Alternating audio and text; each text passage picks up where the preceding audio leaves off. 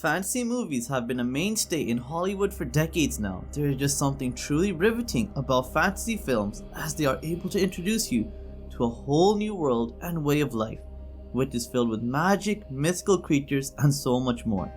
And I feel like this video has long been overdue, as I think fantasy movies just don't always get the love or recognition they deserve in today's modern era. And that's why in this video I'll be giving you my top 10 recommendations of excellent fantasy movies that you need to watch, as they really will make you feel like you have been transported into a mysterious and magical land far, far away.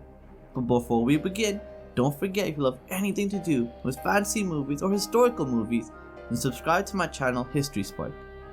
At number 10 we have Warcraft, one of my personal favorite fantasy movies, which unfortunately did not do great at the box office, which means we will most likely not be seeing a sequel to this film anytime soon. But Warcraft is a fantasy movie based off of the lore from the Warcraft video games, which I have never played myself, although I am a fan of the Diablo series, which is made by the same company. So all of that just to say, unfamiliarity with the video game series should not put you off from watching Warcraft, as the storyline here is very interesting and easy to follow. Travis Fimmel is great in this film and one of my favorite newer actors, and the battle scenes are appropriately epic and brutal. I think this film was initially supposed to be the first of a series, so a large part of the film is spent expanding the lore and storylines which have been left unclosed. But this is a minor critique, and I really do feel that any fan of fantasy movies will really enjoy Warcraft. At number 9 it is Excalibur, the classic 1981 fantasy movie which brought the story of King Arthur, Merlin, and the Knights of the Round Table to the big screen in a way that I've yet to see better replicated. Excalibur tells the classic story of how Arthur removes Excalibur from the stone and becomes king of the land, and he is aided by the wise wizard Merlin to ensure his lands are safe from his evil sister Morgana. Most people are aware of this story, I am sure, but I think seeing it visually represented this well is a real achievement, as the storyline, characters, and acting are all brilliant in Excalibur. The only thing I didn't really like though was some of the additional side plots that diverted from providing a more in-depth story. But to be honest, for a film that is well over 30 years old, Excalibur is still a better fantasy movie than 90% of the movies that come out in this day and age.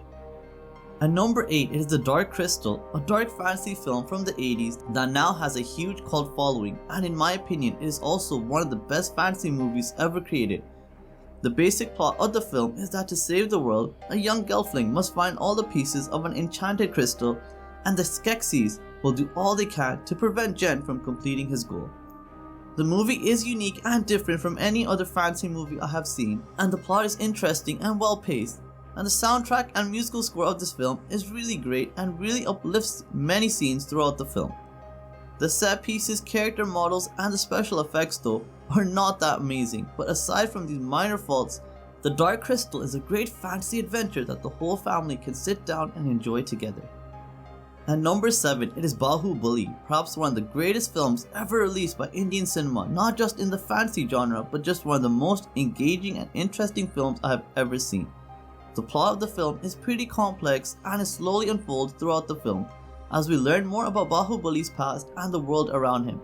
But a simple one-line description of this film would be the classic boy from the little village who has to go on a grand adventure far from his home to rescue his people and save the world from an evil king. So yes, I understand this may sound like the usual fantasy movie trope, but I promise you it definitely is not your typical run-of-the-mill fantasy movie. Bahubali has a well-paced storyline, a good balance of action, comedy, and seriousness, as well as some great single combat and hand-to-hand battle scenes. The only criticism I have of the film though is that the first act of the film, which focuses primarily on Bahubali romancing the female lead of the film, goes on for far too long, and it just drags out the first act of the film unnecessarily. But if you can get past the first 30 minutes or so of this film, you will find one of the best fantasy movies ever created, with the sequel film that is just as good. At number 6 it is The Princess Bride, the classic fantasy romance movie in which a princess laments the loss of her peasantly first love, a farm boy named Wesley, who has been attacked and supposedly killed by the fearsome pirate named Dread Pirate Robert. And convinced Wesley is dead, Buttercup is all set to become the future bride of a prince she does not love. The Princess Bride is a surprisingly good film which blends a mix of genres such as fantasy, pirates, drama and comedy together very effectively. The storyline is very interesting and engaging, and the acting is magnificent with great world building as well. The visuals though are a bit outdated by today's standards, but The Princess Bride is definitely a great recommendation for me for anyone that wants a fantasy based pirate adventure. At number 5, it is Pan's Labyrinth, a film that I would describe as a more realistic fantasy movie if that makes any sense. But this film tries to show the cruelty of the real world, but also the beautiful and fantastic potential that lies within it as well.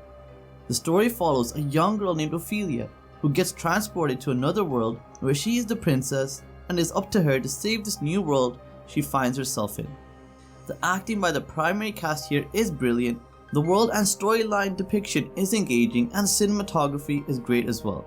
It is exactly what you would expect from a world created by Guillermo del Toro. My only concern with Pan's Labyrinth though is that it is a pretty complex story that is trying to be portrayed here, and it might be a film that may not appeal to everyone as it is not as simple and exciting as your standard fantasy flick. But if you are looking for something new and original in the fantasy genre, then Pan's Labyrinth may be just the recommendation for you. And number 4 is the Hobbit series, a trilogy of fantasy films that really should have been a duology. The Hobbit is a very famous and well-known children's fantasy adventure written by J.R.R. Tolkien. And the first film, The Hobbit: An Unexpected Journey, is a great introduction to this trilogy, and it does a great job of introducing the huge cast involved within this movie, as well as giving a good overview of what the upcoming journey will bring. The acting is brilliant, especially by Martin Freeman as Bilbo Baggins, and the action sequences, though excessive, are very well done, as are the battle sequences throughout the trilogy. My primary critique of the Hobbit films are their length and the needless side plots that were added in the film to elongate it unnecessarily. But other than this criticism, The Hobbit is one of the best fantasy movies ever created, and I can highly recommend it to anyone familiar with the original source material or not. And number 3 is the Chronicles of Narnia series, with The Lion, the Witch and the Wardrobe film being my favorite of the trilogy. And this film transports 4 siblings through a wardrobe into a magical world that is being tormented by an evil queen who can only be defeated by one of the siblings who is prophesied to bring peace to the land. The Lion, the Witch and the Wardrobe does a fantastic job of building up the world, providing the backstory of what has happened in Narnia so far, and really engrossing the viewer in this new magical world. I have to say though that the acting of the 4 siblings is not the greatest, to be fair, but I won't judge them too harshly as they are quite young in the film, and I think a lot of them are fairly new into the acting world at this point in their careers as well. I can honestly say, if you love fantasy movies, then you will absolutely love the Chronicles of Narnia films. At number 2, it is the Harry Potter movies, a set of 8 films which tell the extraordinary story of Harry Potter and his quest to defeat the Dark Lord Voldemort. Harry Potter is one of the best-selling books of all time, and his story, as both a novel and film, are internationally recognized and praised. But even though the movies do cut a lot of important events from the books out, it is still one of the best fantasy worlds ever created. The primary trio are brilliant, and they do a magnificent job of growing and maturing with their characters throughout the different films. The story is complex but very well told and easily understandable by viewers unfamiliar with the books, and this has the best use and development of magic I have seen in any fantasy movie or show. So if you haven't seen the Harry Potter movies yet, I don't know what rock you have been hiding under for the past 20 years, but go watch these movies right now. And the top spot on this list can obviously only go to Lord of the Rings trilogy, perhaps the greatest trilogy of films ever created in any genre, and Return of the King ranks as probably my favorite movie of all time. The primary plot of the film is about the quest of Frodo and 9 comrades to destroy an evil ring in a place called Mount Doom to prevent the Dark Lord Sauron from regaining all his power and covering Middle-earth in darkness and terror. The acting in this movie is brilliant, every primary and secondary character is perfectly cast. The plot is complex and very intricately woven, and is definitely not a series for people who are looking for a simple and easy to follow story. I have no criticisms for this film, except that maybe the Two Towers dragged on just a bit too long before the Helm's Deep battle. But If you haven't seen Lord of the Rings, I urge you to stop whatever you're doing right now and go watch it this very instant, as it will be a fantasy movie series that will change your life, I promise. So let me know in the comments down below if you agree with my top 10 recommendations of the best fantasy movies, and if there's any other great fantasy flicks that you think I have missed out on. And remember to stay up to date with everything to do with historical movies and fantasy movies. Subscribe to my channel HistorySpark, and thank you so much for watching. Have a great day. Bye.